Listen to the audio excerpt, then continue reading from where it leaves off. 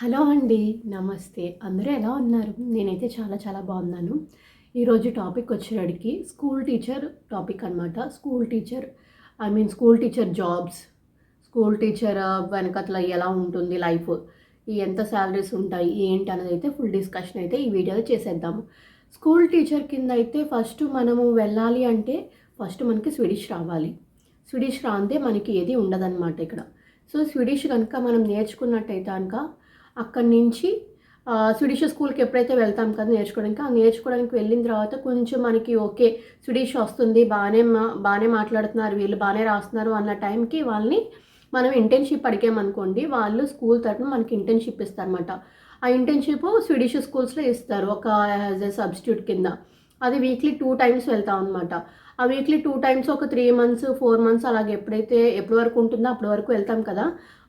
అది అయిపోయేటప్పటికి వాళ్ళు కనుక వాళ్ళకి వేకెన్సీ ఉంటే కనుక మనకి లక్ ఉంటే కనుక ఆటోమేటిక్గా వాళ్ళు తీసేసుకుంటారు యాజ్ ఎ టీచర్ కింద. అప్పుడు మనకి ఎటువంటి బర్డెన్ ఉండదు. అలా కాకుండా మనకి ఆ పీరియడ్ అయిపోయింది, ఇంటర్న్షిప్ పీరియడ్ అయిపోయిన తర్వాత ఏం చేయాలి అని అంటే కనుక మన స్వీడిష్ లెవెల్స్ అయితే సి లెవెల్ కంప్లీట్ చేసుకోవాలి. బేసిక్ సి లెవెల్ అనమాట. బేసిక్ సి లెవెల్ అయిపోతే మనకి మాట్లాడడం వస్తుంది, రాయడం వస్తుంది, అండ్ అవతల మనిషి మాట్లాడింది మనకు అర్థమవుతుంది. సో అలా మాట్లాడినప్పుడు మనకి క్లారిటీ అంటూ ఉంటుంది కాబట్టి మన స్కూల్కి వెళ్తే పిల్లలు మాట్లాడేది మనకు అర్థమవుతుంది కాబట్టి ఈజీగా మనకి కమ్యూనికేషన్ అవుతుంది. సో అట్లాగా చేయడం వల్ల ఇప్పుడు జాబ్ ఎట్లాగా అప్లై చేసుకోవాలి? ఓకే, ఆ ఇంటర్న్షిప్ అయిపోయింది, సి లెవెల్ అయిపోయింది. ఇప్పుడు నెక్స్ట్ ఏంటి, మనం జాబ్ అప్లై చేసుకోవాలి. ఆ జాబ్ అనేది మనకి పర్మనెంట్ జాబ్ అన్నది రాదు. సో పర్మనెంట్ జాబ్ రావడానికి ఏంటి, అండ్ పార్ట్ టైం కింద ఎట్లాగా అప్లై చేసుకోవాలి? సో పార్ట్ టైం కింద అప్లై చేసుకోవాలి అంటే కనుక gothenburgstat.se వెళ్ళాలి.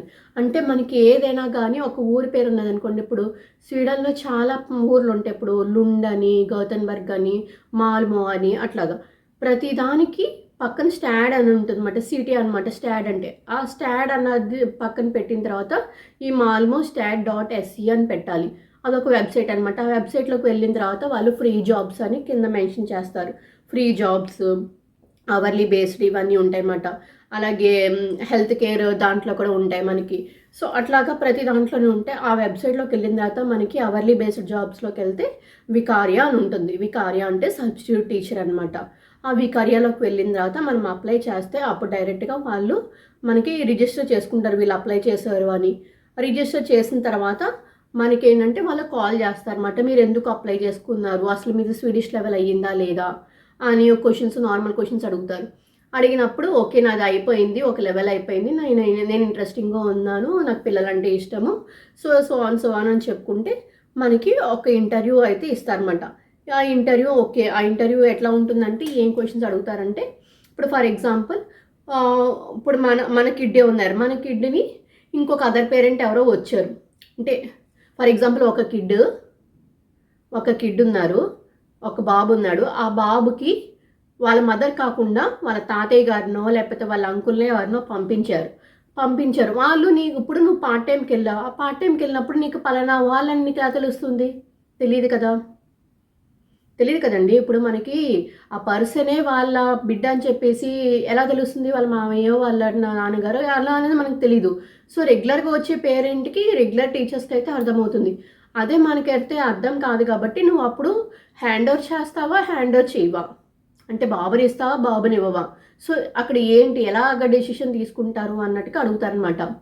అడిగినప్పుడు మనం ఏం చేయాలంటే అట్లాగా మనం చెప్పాలన్నమాట. అప్పుడు లేదు నేను మా టీచర్ని కన్సల్ట్ చేశాను లేదంటే కనుక వాళ్ళు మెసేజ్ పెడతారు కదా, వాళ్ళని ఓన్లీ పంపిస్తామని చెప్పేసి.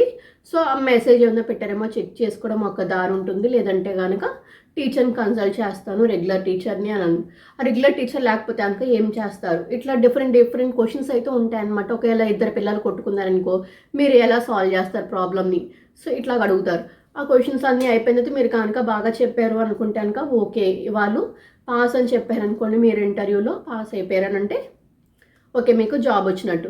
ఆ జాబ్ వచ్చిన తర్వాత ఒక యాప్ ఉంటుందన్నమాట. అది అందరికీ ఉండదండి.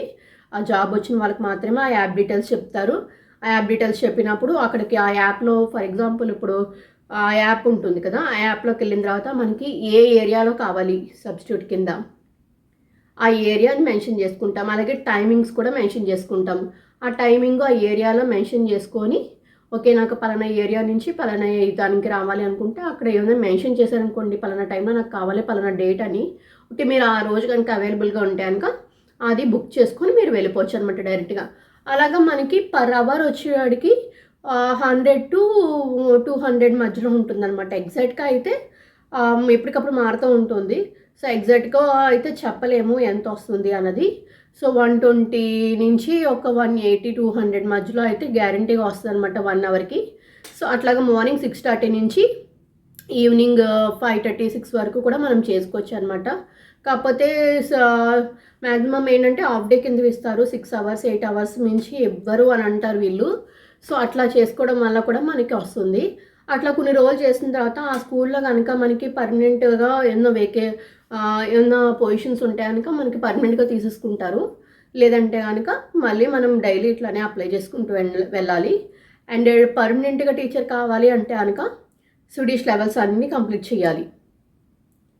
స్వీడిష్ లెవెల్స్ అన్నీ కంప్లీట్ చేసేసిన తర్వాత మనము స్కూల్ టీచర్ కింద స్కూల్ టీచర్లో నాకు వర్క్ చేయడం అన్నట్టుగా లైసెన్స్ కూడా తీసుకోవాలన్నమాట. ఆ లైసెన్స్ తీసుకున్న తర్వాత అప్పుడు మనకి టీచర్ లైసెన్స్ వచ్చినట్టు.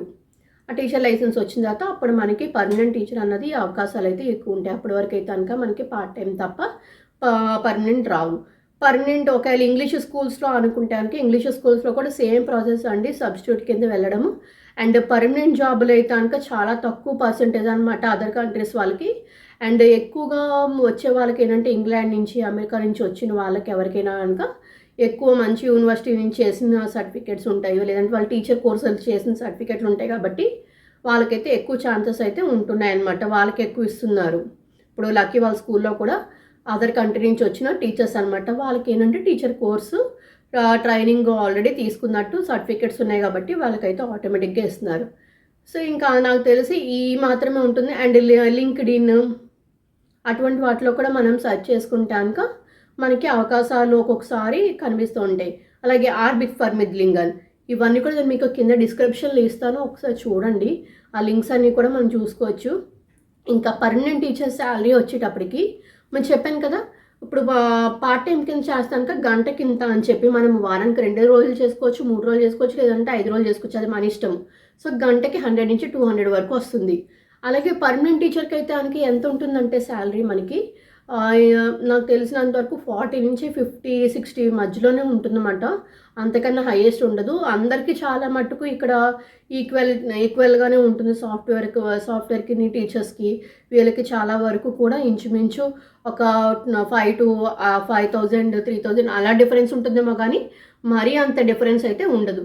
కాకపోతే మనకి ఏంటంటే కొంతమంది టీచర్ జాబ్ని చాలా ఇష్టంగా ఉంటూ ఉంటారు కాబట్టి చాలా హ్యాపీగా పిల్లలతో ఆడుకోవచ్చు, స్ట్రెస్ ఉండదు అని అనుకుంటూ ఉంటాం కాబట్టి హ్యాపీగా వెళ్ళిపోతుంది. అసలు స్కూల్ టీచర్ కింద వెళ్తే అక్కడ స్కూల్లో ఏ వర్క్ చేయాలన్నది నేను పార్ట్ 2 కింద చెప్తాను. మీకు అందరికీ ఇందులో అర్థమైంది అనుకుంటున్నాను. ఏమన్నా డౌట్స్ ఉంటే కనుక నాకు కామెంట్ సెక్షన్లో కామెంట్ చేయండి, తప్పకుండా చెప్తాను. Thank you, bye bye. To be continued.